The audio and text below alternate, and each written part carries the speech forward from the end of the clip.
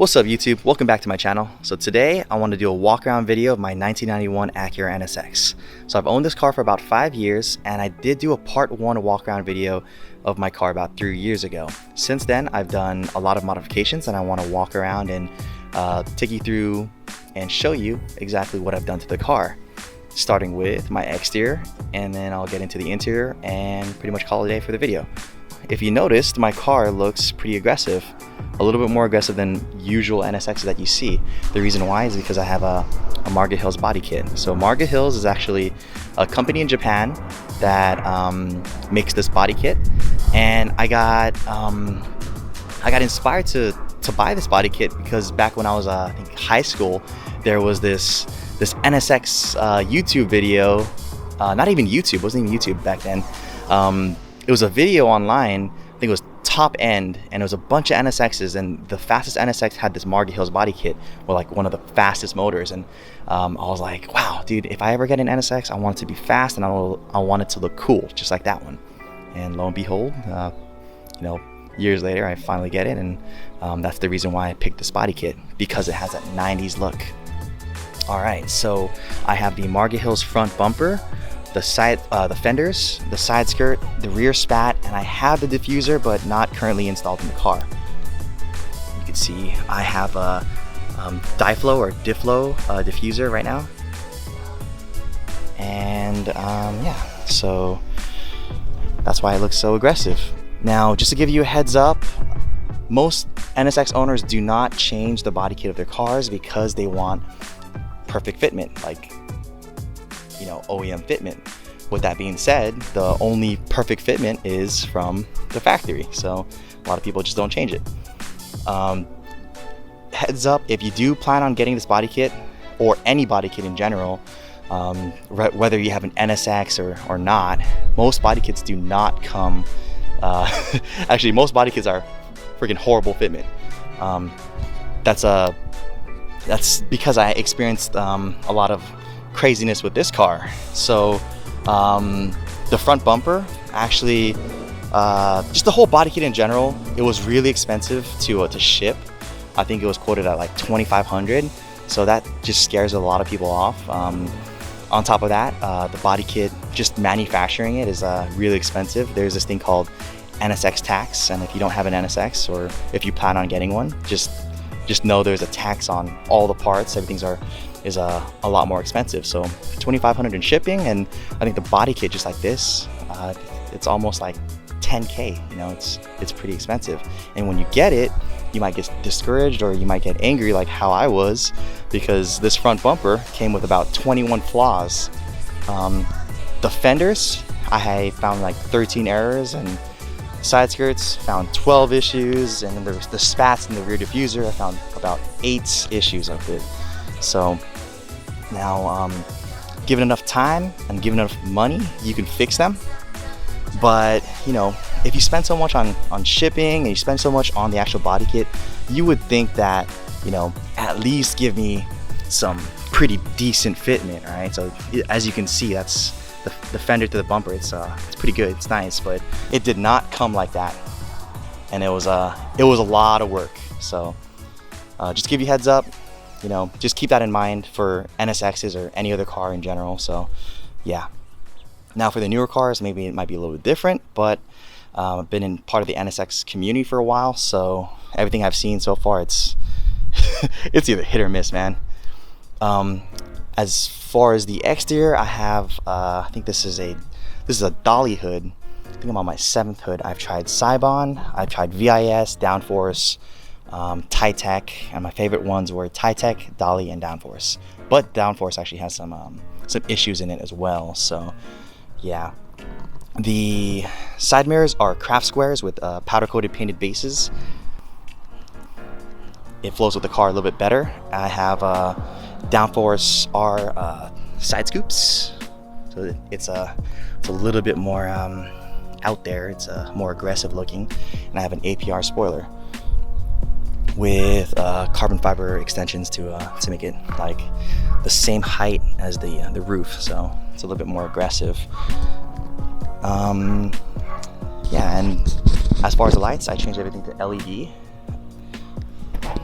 in the rear, I have arc lights, so it has like the GT style. I have the option of making this a full bar, so that's pretty cool. All right, for my wheels, I have CE28 SLs. I have 17s in the front and 18s in the rear. The actual exact fitment is 17 by 9 plus 22 in the front, 18 by 9.5 plus 22 in the rear. And I'm using Bridgestone Potenza RE71Rs with 245, 40, 17 in the front and 275, 35, 18 in the rear. And these are perfect for me because I drive this car a lot. So I drive it in the rain and whatever. If it's rainy, if it's windy, whenever, I always drive it. And so far the performance that this tire gives, I'm actually really satisfied about. So I really like the suspension or the wheel and tire setup that I have on this car. Now, as far as the suspension, I have KW Club Sports with iLift. So what that is, it's a cup kit right here, specifically made for the NSX. So what it is I have my traditional KW Club Sport coilover, but the cup kit goes in between the spring and the top hat so that I can actually lift my car up and down with a mechanical piston design and utilizing an air tank to push it up and give me some space. So as you can see, I actually have a lot of clearance between the top of the tire and the fender. It's huge clearance. And if you noticed, my car is not slammed at all. I mean, it's low, but it's definitely not as low as a lot of the other NSX owners, is because I live in San Francisco and I actually drive this car in a lot of places, and drivability is like one of my main the things I take really important to me. So I don't want to stand my car in the front, don't want to stand my car in the rear. I just like driving it, so that's why I keep it at that height. I'm actually in SoCal right now, so I got no issues driving this car down here. Even though some of the roads here in LA is pretty crazy, I was able to air up, a moment's notice. And I think that's one of my favorite things about the car. My favorite mod is the suspension. Oh, I also have the big brake kit in the front and the rear, stop techs with e-brake and drilled rotors, and they're alright. They're okay. As far as my interior, I've replaced the seats and the steering wheel and did a couple things. Nothing too crazy, so I'll show you exactly what I did. These are my favorite seats. These are Bride Lomax Stratia 2s with carbon Kevlar rear shells. They're my favorite as far as looks. As far as function, they hurt my back, like a lot. It's so hard to get in and out of these seats, and yeah, it is a reclining option on it, but if you're not used to it, it takes some time to get used to it. So yeah. As far as the steering wheel, I have a Momo tuner steering wheel, just like every other NSX owner, and work flip up hub with a cool sound. Love that sound. So since the last time I've did the video, I've only driven this car about 10,000 miles, about 3 years ago, and yeah, I stitched the interior in red. I also got a NSXR mesh and mesh boot with a J's Racing shift knob.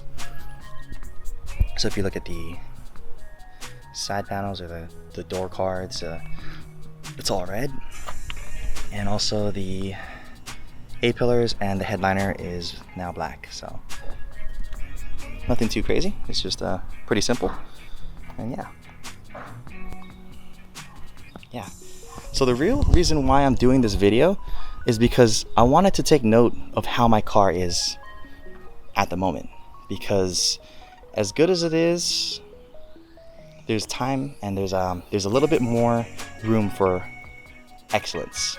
So with that being said, I have a lot more plans with this car. This car won't look like this anymore, and it definitely won't perform like this anymore in the future. With that being said, I wanted to, just take note and appreciate what this is for how it is at the moment.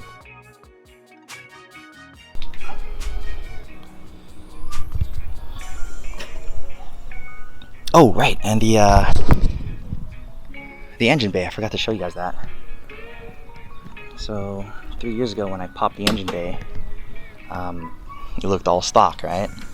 And since then, it hasn't really changed much. All I did was paint the valve covers red and the intake manifold red, or intake manifold cover red, and that's pretty much it. Nothing else. A couple adjust up bolts that I made, and that's it. It looks all stock, right? It literally is stock. So, yep. I don't know if I mentioned this is a Titech GT01 exhaust with quad tips. I think I went over all the parts. Yep. If you like how I modified the car so far, just make sure you hit that like button and hit that subscribe button, because I have a lot more updates in the future for this thing, and I want to show you guys, so I don't want you guys to miss out. Hit subscribe and, you know, be on the lookout. I'll also be doing more videos on other people's cars as I detail them, or if I'm, you know, rolling with the racers. I'll make our, you know, our usual videos and stuff. So anyways, thanks for viewing. See you guys next time.